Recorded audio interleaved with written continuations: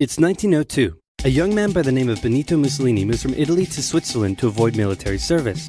He gets big into socialism, working for trade unions, writing for socialist newspapers, advocating a violent overthrow of European monarchies, the whole shebang. This gets him in a bit of trouble with the Swiss police, so he gets arrested, sent back to Italy, set free, returns to Switzerland, is arrested again, goes back to Italy again, completes his military service after previously avoiding it, and then after a brief stint as an elementary school teacher, he finally returns to work as an avid socialist. His speeches and journalistic abilities made him famous among Italian socialists. He was anti-war, so when Italy colonized Libya in 1910, he rioted and got arrested. Then World War I came along, and once again he protested Italy's involvement. But then he thought, wait a minute, this war could bring about the social climate needed to overthrow European monarchies and bring about the socialist revolution everywhere. And suddenly he was pro-war. But his fellow socialists didn't like his new pro-war stance, so they kicked him out of the party. So then he said, you know what? I'm done with socialism. We need something new, not based on class divisions tearing us apart, but based on unity through nationality. We'll conquer the Mediterranean and reunite all Italian peoples just like the days of the Roman Empire.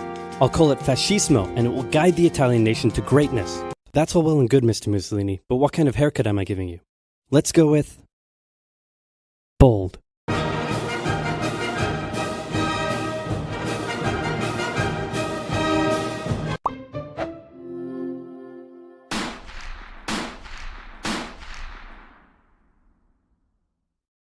Italy had been on the winner's side in World War I, and they hoped they were going to get a lot out of it, but in the end, they only got a little, and they felt cheated. On top of that, a bad economy and weak governments meant that the Italian people were a little unhappy. So when Mussolini came along and said that he could fix everything, his fascist movement gained a lot of support. In 1922, he went to the king and said, make me prime minister, or I'll make me prime minister. And the king said, you and what army? This army. Fair enough. Then he went about establishing a dictatorship with himself at its center. Europe had its first fascist dictator. Next up, Germany. Germany had been on the loser's side, and they got absolutely wrecked by the Treaty of Versailles. They lost territory, had to demilitarize the Rhineland, had to reduce their army to just 100,000 men, couldn't have an air force, had to pay the Allies a huge amount of money that it didn't have, and a new rule was established that every Englishman withheld the right to walk into the center of Berlin, pick out any German they wanted, and spank the hell out of them. I made that last one up, but it helps you understand how all of this felt to Germans. On top of that, a bad economy and weak governments meant that when a small angry man with a silly mustache came along and said that he could fix everything, the German people loved it. Hitler had been a soldier during World War I, and he was crazy patriotic, and nobody was madder than him about Germany's humiliation. He helped start a new political party, and in 1923 attempted a march on Munich with his boys. And then he got arrested. But his popularity grew, and in 1933, the president made him chancellor. He believed he was Germany's great destined savior, and he went full megalomaniac, establishing a dictatorship with himself at its center. Europe had fascist dictator number 2. Hitler and Mussolini had a lot of the same ideas, but more importantly, they had the same enemies, and they started to get along. Anyone else want to be friends? Franco? No? You good? I do. Who's that? It's Japan, and they've taken over northern China. Let's rewind a bit. Japan had isolated itself from the rest of the world for over 200 years until the Americans showed up and said, you're going to trade with us and you're going to like it. Then the Western powers imposed a bunch of unequal treaties, meaning Japan's economy was bust. They also had no natural resources, so they decided to go get some. They went to war with China to gain a sphere of influence over Korea, and they took a bunch of China's stuff. But then the West said, hey, cut that out. And since Japan couldn't take on the West, they said, okay, I guess we'll just go home. Wait a minute, what are you doing? Taking advantage of a weakened China and setting up spheres of influence. But I was the one who weakened them. We know. And you guys didn't let me have anything. We know. That seems unfair.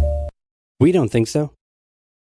Okay, see ya. So Japan thought, screw this, and went to war with Russia, and stunned everyone by actually winning. Then they fully annexed Korea, but they didn't stop there. In World War I, they took Germany's colonies and islands in Asia. And then in an incident that was maybe staged by the Japanese army, a bomb blew up a Japanese train in Manchuria, giving them an excuse to launch an invasion and take over. So here's the situation. Nazi Germany, Fascist Italy, and Japan all believe they're racially superior, all feel hostility towards the Allies, and all want to militarize and take over more stuff. And so they did. Let's start with Germany. Hitler hated the Treaty of Versailles, and now he was ready to begin undoing it. In complete violation of the treaty, the first Luftwaffe squadrons were set up, conscription was introduced, and he pimped up his army. The Allies did nothing. Then Hitler sent his army back into the demilitarized Rhineland, giving orders to immediately retreat if the Allies showed up. The Allies did nothing. With his military re-strengthened, he could now move on to step 2. He wanted to rapidly increase the Aryan population, and to do so, he needed Lebensraum, or in other words, he would have to take over the world. But for now, a good portion of Europe would do, and he began eyeing up his neighbors. The Allies finally started to get worried, so they implemented a fairly useless diplomatic strategy called appeasement, and it went a little something like this. Hitler would say, "I want that thing," and the Allies would say, "You can't have that thing."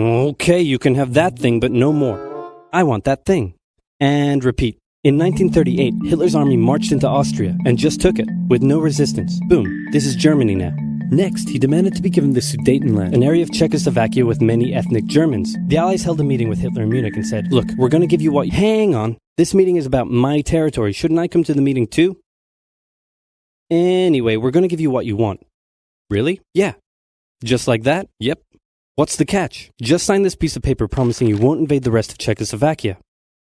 "Okay." Then Chamberlain returned home victorious, waving his signed piece of paper in the air, declaring crisis to be averted and the continuation of world peace, and we built a statue of Chamberlain in his honor, and every day on the 30th of September we celebrate Chamberlain Day. Hitler's invading the rest of Czechoslovakia. What? He's invading the rest of Czechoslovakia. Oh. You lied to me. What do you expect? I'm Hitler. Not to be outdone, Mussolini also wanted to get in on the action. He thought to himself, isn't there a not yet colonized nation somewhere which is so underdeveloped that the people would be defending themselves against our tanks with literal bows and arrows and wooden spears? Oh, there is? Fantastic. And so he took it. Italy also wanted to control the entrance to the Adriatic Sea, so they occupied Albania. Then, in another incident which was maybe staged by the Japanese, gunfire was exchanged by Japanese and Chinese troops at the Marco Polo Bridge, and the Japanese launched yet another invasion against China. They swept through Beijing and Shanghai, and then advanced through the Yangtze Valley to China's then capital, Nanking. It was here that saw the worst of Japan's shocking atrocities committed against the Chinese people. Back in Europe, Germany and Italy made their relationship status official by signing the Pact of Steel. Then, Hitler turned his eyes towards Poland and the hated Polish corridor, splitting Germany in two. At this point, the Allies really had to put their foot down, and they warned him that an invasion of Poland would mean war. Hitler had planned to continue his advance eastward, but he didn't want to end up fighting a war on two fronts. So for now, he made an alliance with Stalin, saying, how about we both invade Poland and split it between the two of us, and I definitely won't not refrain from not betraying you sometime in the future. Sounds good. This new alliance stunned the West. On the 1st of September 1939, German troops entered Poland, and Britain and France declared war on Germany.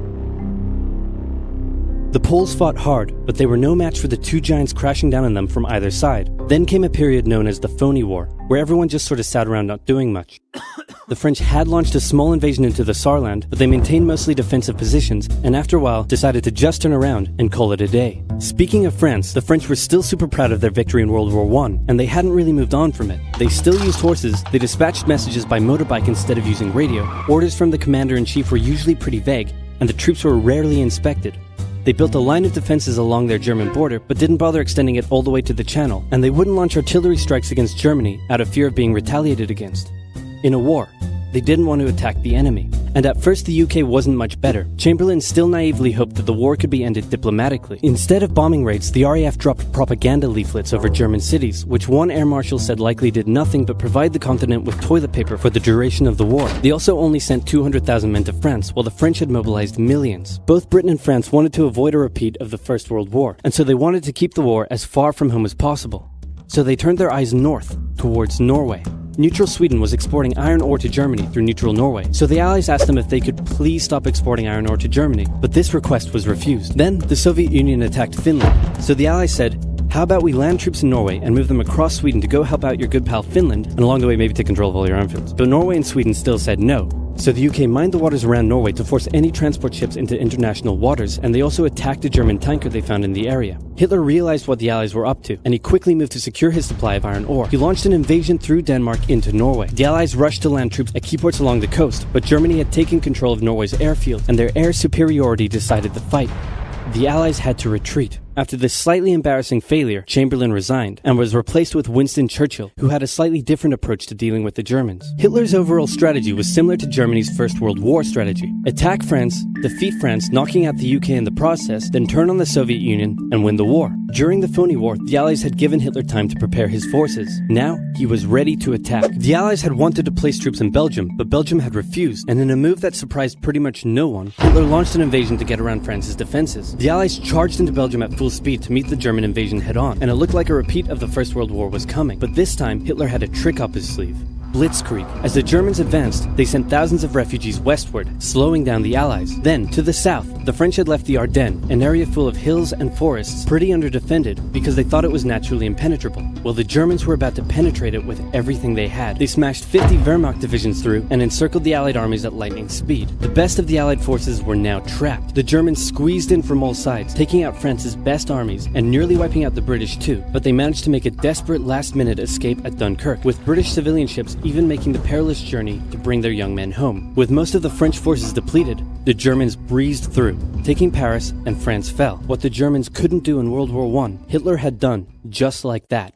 Hitler hoped that with the fall of France, the UK would also lose hope and sue for peace. But quite annoyingly, it didn't, and he needed to secure the Western Front, so he tried to force them into submission with mind games. The UK were now all alone, and Hitler wanted to emphasize that. First of all, just before France fell, Italy finally declared war on the Allies, making the UK's situation even worse. Next, instead of just occupying all of France, Hitler occupied the coastal areas for defense, but allowed France to continue its existence as a German puppet state. This way, it looked like the UK's old ally had decided to switch sides. Hitler also hoped that the UK wouldn't attack any of her old allies' navy bases or colonies in Africa, giving Hitler an extra line of defense to the south. But the UK made sure to respond to this by sailing down to France's navy base in Algeria and wrecking a bunch of ships. So have at it.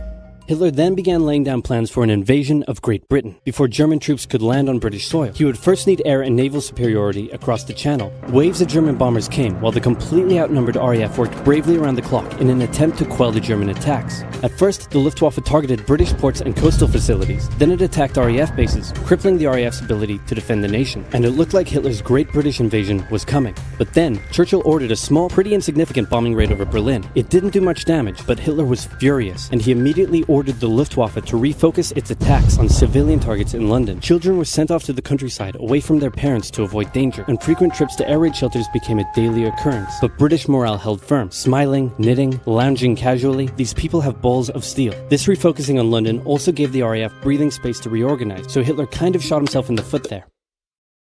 Just the foot for now.